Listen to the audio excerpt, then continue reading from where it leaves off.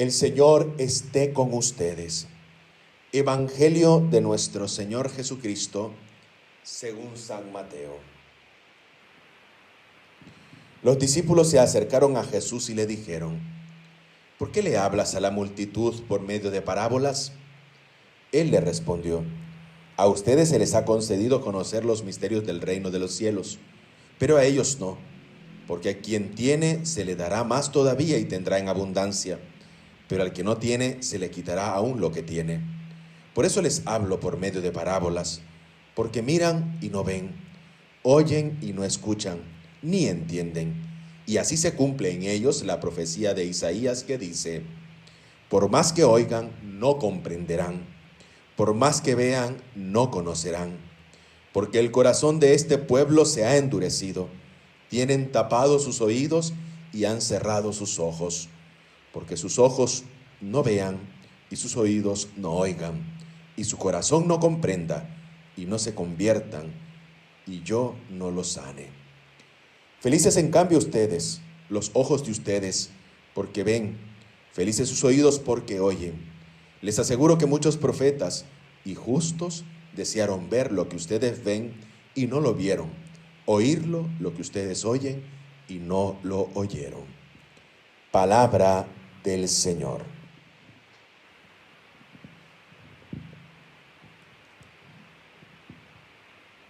Es verdad lo que hoy especialmente nos dice el Evangelio, que no hemos visto a Jesús con nuestros ojos, pero sí hemos conocido y de verdad también le conocemos.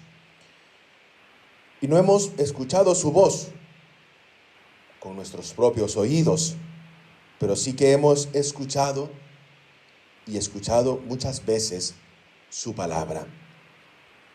Por eso, al tener esta imagen que hoy el Evangelio nos ayuda a reflexionar, tenemos una certeza que a veces en nuestra vida y en nuestra experiencia actuamos movidos en tantas ocasiones como si a Dios no le conociéramos y como que nunca hemos escuchado su palabra.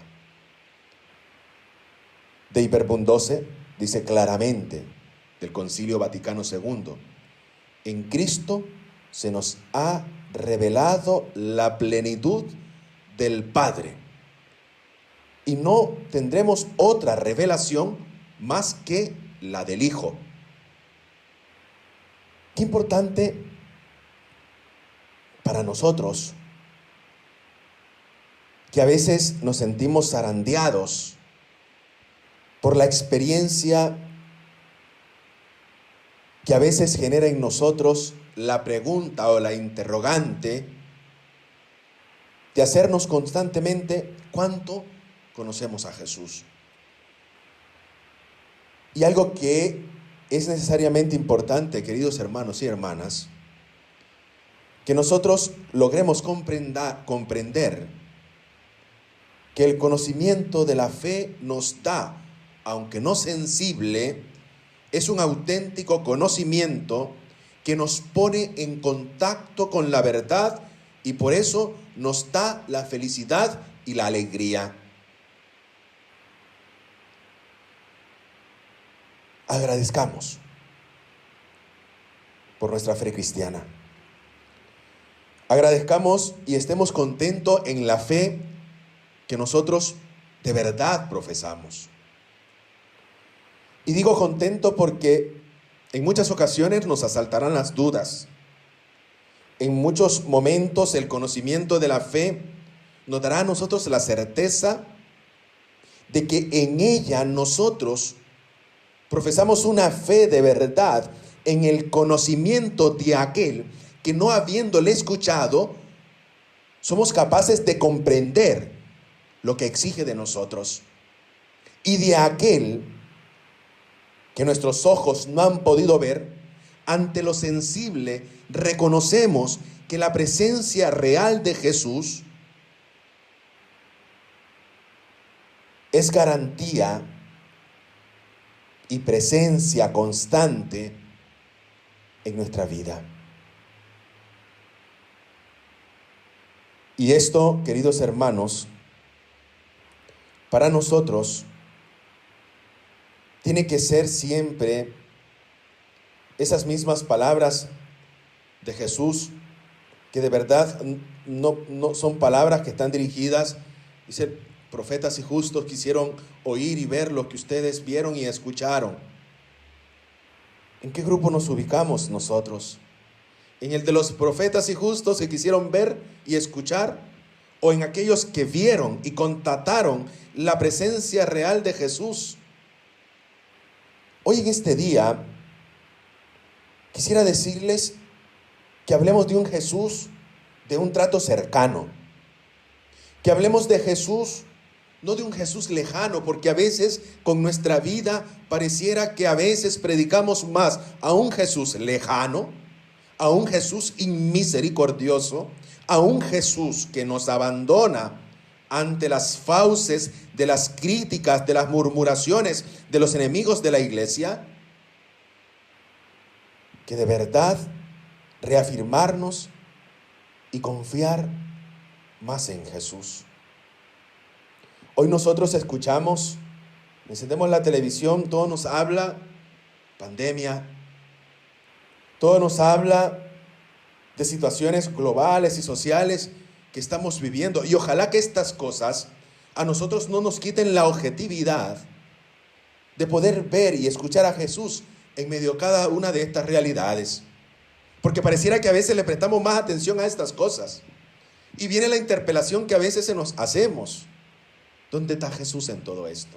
Claro, si vamos distraídos, si vamos poniendo más nuestra atención en otras cosas que efímeramente nos arrebatan ese sentimiento de creer más en Él, del conocimiento que nos permite la fe, aunque no de manera sensible, pero es un auténtico conocimiento que nos pone en un verdadero contacto de la verdad, nosotros tratemos, como sus seguidores, como sus discípulos, estar junto a Él, en la profundidad y el escrutinio constante de nuestra oración, en la realidad concreta de aquellos que vivieron, lo vieron y escucharon, que para mí también es la certeza que en Cristo ha llegado la plenitud de los tiempos.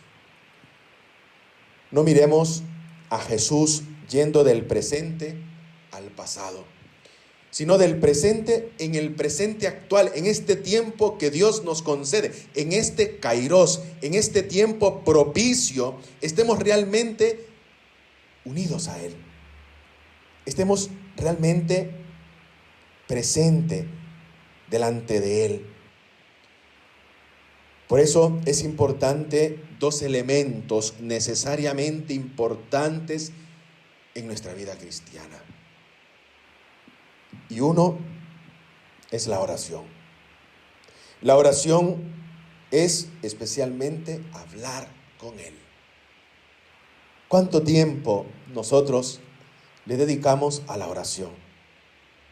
¿Cuánto tiempo de verdad nosotros decimos, al menos antes de iniciar nuestras labores, a hablar con el Señor? ¿Cuánto tiempo antes de ponernos en nuestros trabajos lo ofrecemos al Señor? ¿Cuánto tiempo? No, pero es que es mejor leer el periódico. No, es que es mejor a lo mejor el telediario, que hablan siempre un poco más de lo mismo y que se sientan ahí a divagar como que si tuvieran las soluciones de todo, pero que al final no favorecen en nada. Porque vemos en los telediarios un pasillo de artífices de lo que anhelan y expresan incluso en sus propias miserias. Pero es mejor eso. Parece que eso más me llena. Parece que los matinales son lo que da el sentido a mi propia experiencia. No tengo nada contra los matinales, me da totalmente igual porque no los veo. Pero es necesario que nosotros al menos, antes de poner por obra nuestro quehacer diario, hablemos con el Señor. Nos hace falta hablar con el Señor. Nos hace falta dedicar un tiempo propicio para hablar con el Señor, de aquel que nosotros hemos escuchado, de aquel que nosotros podemos ver en esa íntima unión con Él en nuestra oración. Y un segundo elemento, especialmente, es la vida eucarística. En estos tiempos en el que de verdad estamos privados, como diría alguien que escribió una carta por ahí, que de verdad dice, viendo a un sacerdote comer solo. No se trata de eso. Hay algo que es tan importante en esto, que es la comunión. Esa común unión entre nosotros, que hoy como cristianos estamos dando un testimonio ejemplar de obediencia a la autoridad. Porque un cristiano no puede ir en contra de la autoridad legítima, sino también acoger como buen comportamiento lo que la autoridad también nos dice y que la autoridad a través también de nuestros pastores.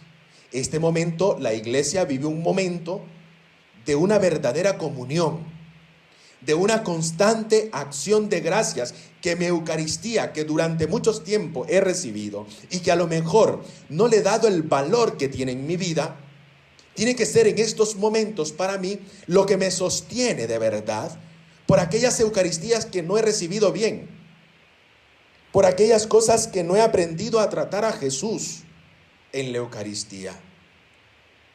Hoy existe de verdad una privación para poder encontrarnos y celebrar la Eucaristía. Pero vivimos actos concretos, especialmente mi vida como una Eucaristía. Mi vida que se actualiza constantemente en ese anhelo de querer estar con Jesús que está en mi vida y que también yo en este día soy consciente que aún privándome de recibir a Jesús en la Eucaristía, soy capaz de estar unido a Él a través de acciones concretas que me relanzan a mí cada vez que participo en la Eucaristía. Dos cosas fundamentales, dos cosas esenciales que nos aseguran esa proximidad con Él, ese realmente dichoso de poder mirarle con nuestros ojos y oírle con los oídos de la fe. Queridos hermanos y hermanas, porque mi pueblo ha cometido dos maldades, dice hoy el profeta Jeremías en la primera lectura. Me abandonaron a mí, dice que soy la fuente de agua viva, para cavarse cisternas y cisternas agrietadas que no retienen el agua. Y es lo que nosotros evidentemente a veces en nuestra vida de fe es la experiencia que nos toca vivir. Renovemos en nosotros el entusiasmo de querer encontrar en Él la verdadera fuente de vida.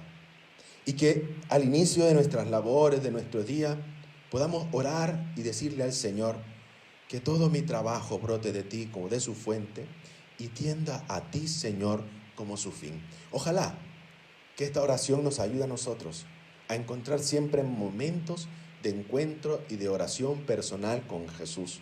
Y que la Eucaristía sea para nosotros el relanzarnos constantemente a vivir nuestra vida como una Eucaristía, una constante acción de gracias en todo momento, en todo lugar y en toda circunstancia que nos toca vivir y que en este momento especialmente que vivimos como cristianos también tenemos que hacernos cargo. A Cristo sea el honor y la gloria por los siglos de los siglos. Amén. Oremos que